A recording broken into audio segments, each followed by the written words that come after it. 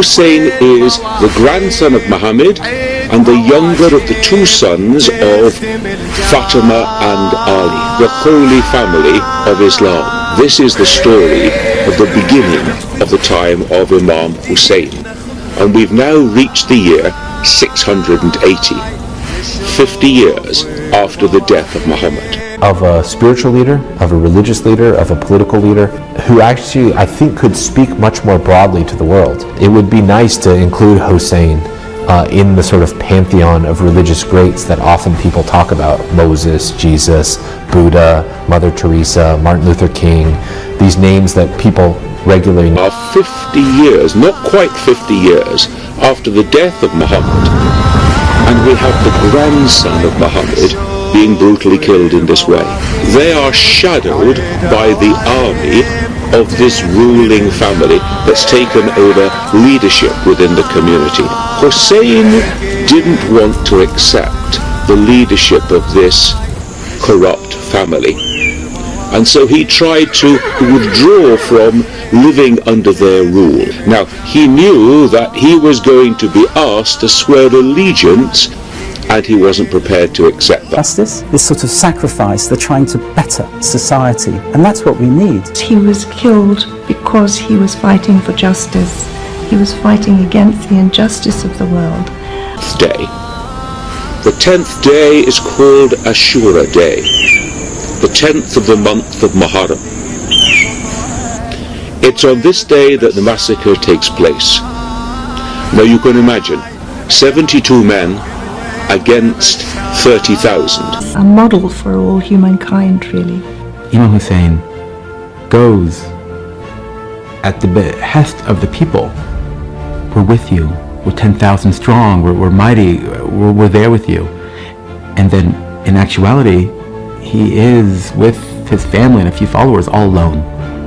The model of Hussain, the model of social justice, the model of advocacy is something that we can find in all faiths, but there's a wonderful illustration in Islam. Dealing with a really tragic event that took place in real history, you know, a handful of people, and outnumbered by a vast army, and deprived of water, women and children.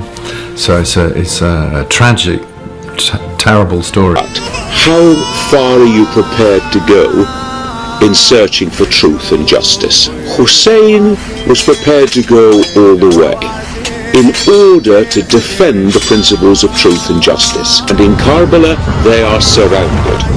They can't go forward, they can't go back. And now comes the question, do you give in to the forces of injustice, to the forces of falsehood, or are you prepared to stand your ground? And so what happens during these 10 days of the siege at Karbala is that Hussain and his family are tested. They're denied water. People go and try and get water and are killed in the process. So you can see the tension is building up here day by day until we reach the 10th. Powerful story that transcends its context. There's no discussion here about what the outcome is going to be. He becomes a role model of saying, we will stand on the principles of truth and justice. We will resist oppression. We will not give in even to the point of death if that's what God has ordained for us. Rather than accept falsehood and injustice, we will sacrifice our lives. This is why Hussain becomes important. Here we are, 1400 years later, and everybody remembers the day of Karbala. I think I would start by saying how sad it is that you don't know this wonderful story, a tragic story, but it's very wonderful. I would say that this was a man who was truly good and truly following the call that God had asked. Ashura kulla ardhan Karbala. Every day is Ashura, every place is Karbala. And what this is saying is that every place has its moments when people have been oppressed and killed for standing up for freedom. رزقني مشاية ابو الموكب دعا هواية يا رب رزقني مشاية يكب بالشاي للراية يبوسه بجدمه يبوسه بجدمه العجائب سبعة ندريها خدمتك سادت عينيها السبعة تعجبت بيها عجيبة الخدمة. How as many as 25 million pilgrims walked to Karbala over the course of 40 days in mourning for a man who died 1400 years ago.